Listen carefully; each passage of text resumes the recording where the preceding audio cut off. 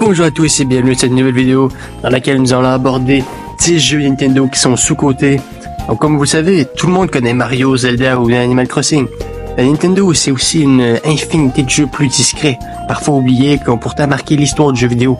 Des œuvres audacieuses, sincères, mais souvent ignorées à leur sortie. Aujourd'hui, je vais vous présenter 10 jeux Nintendo sous-cotés qui méritent bien plus d'amour qu'ils n'en ont reçu.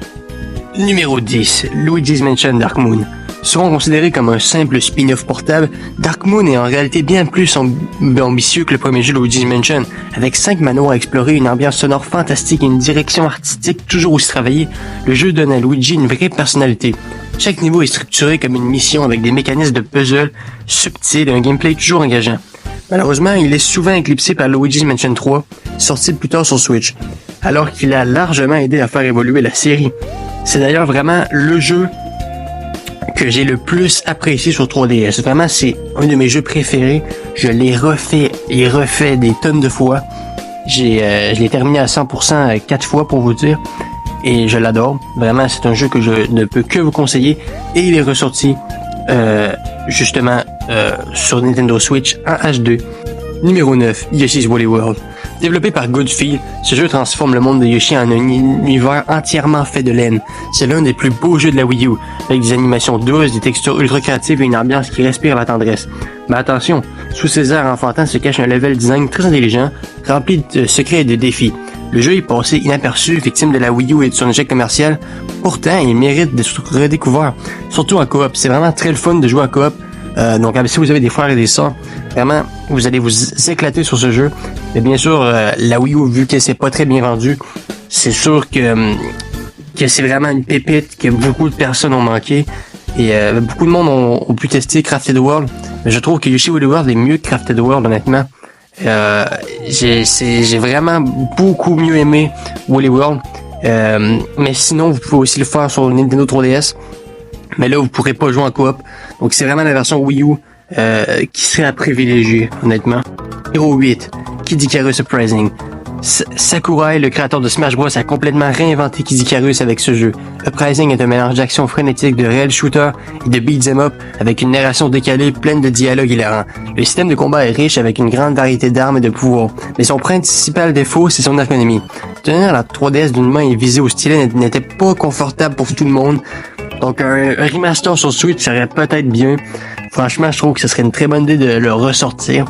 Mais vraiment, une fois qu'il y a les contrôles, vous serez passé outre les contrôles, vous pourrez facilement jouer à ce jeu et sûrement vous adapter très facilement. Vraiment, j'ai adoré le jeu aussi. Et c'est vrai que pour l'instant, on parle beaucoup des jeux de 3DS. Hein. En même temps, parce que cette console a tellement eu de pépites. C'est fou, hein, des pépites cachées, il y en a eu énormément sur cette console.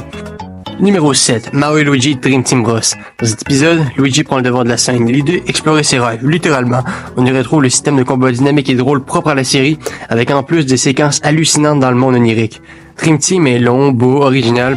Il manque un peu de rythme parfois, mais son univers est mémorable. Malheureusement, il est tombé dans une période où les jeux Mario devenaient nombreux et redondants pour le grand public. Numéro 6, Dungeon Jungle Beat. Un jeu de plateforme joué avec des bongos? Oui, vous avez bien entendu. Mais derrière ce concept étrange, Jungle Beat est un vrai bijou de dynamisme. Chaque niveau se joue comme une performance rythmique. Saut, coup, combo, tout est pensé pour être fluide et spectaculaire. C'est un des premiers projets de l'équipe qui développera ensuite Super Mario Galaxy. Mais peu de gens y ont joué à cause des accessoires nécessaires à l'époque. Numéro 5, Pikmin 3. Pikmin 3 est un exemple parfait d'équilibre entre accessibilité et stratégie. Graphiquement super pour l'époque, il propose des niveaux plus ouverts, une gestion de 3 capitaines et une boucle de gameplay ultra maîtrisée. Chaque jour compte, chaque choix peut faire la différence. Mais une fois de plus, la Wii U n'a pas permis au jeu de briller. Même son portage Switch est resté discret, éclipsé par Pikmin 4. Numéro 4, Metroid Samus Returns. Remake du très ancien Metroid 2, ce jeu modernise totalement l'expérience. Nouvelle jouabilité, contre-attaque visuel refait, ambiance sombre et oppressante. C'est aussi le début de la collaboration entre Nintendo et Mercury System, qui mènera plus tard à Metroid Dread. Mais sorti très tôt sur 3DS, c'est dans l'ombre de la Switch, il est passé à côté de son public. Le jeu est sorti en 2017, donc l'année même de la sortie de la Switch, et le jeu est vraiment passé inaperçu malheureusement, mais il reste vraiment à découvrir. Numéro 3, The Legend of Zelda Triforce Heroes. Triforce Heroes, c'est un Zelda coopératif à 3 joueurs. Vous devez résoudre des énigmes en empilant vos personnages, changer de costume pour débloquer des pouvoirs et affronter des donjons ensemble. L'idée est géniale et fonctionne à merveille en local ou entre amis. Mais seul le jeu perd tout son charme. Et en ligne, la coopération aléatoire rend l'expérience frustrante. Il a été mal compris, mais avec les bonnes conditions, c'est un Zelda unique et fun. Numéro 2, Chibi Robo. Chibi Robo est l'un des jeux les plus touchants et inattendus de la GameCube. Vous incarnez un petit robot qui aide une famille humaine en détresse. Vous nettoyez, vous rechargez vos batteries, vous découvrez les secrets de la maison, mais derrière cette routine se cache une histoire pleine de mélancolie, de tendresse et même de critique sociale. Numéro 1, Mother 3. Mother 3 est une légende, un RPG culte jamais sorti officiellement en dehors du Japon. C'est un jeu qui fait rire et qui fait pleurer. L'histoire est puissante, les personnages sont inoubliables et la musique est magnifique. On y parle de guerre, de famille, de mort, de reconstitution, le tout dans un style graphique simple mais chargé d'émotions. Les fans ont dû traduire le jeu eux-mêmes pour y jouer et encore aujourd'hui ils espèrent que Nintendo le sortira un jour. En conclusion, ces jeux ne sont peut-être pas les plus populaires, mais ils font partie de ce qui rend Nintendo si unique, des expériences créatives, sincères, différentes, et parfois, c'est justement dans ce qu'on oublie que se cachent les plus belles surprises.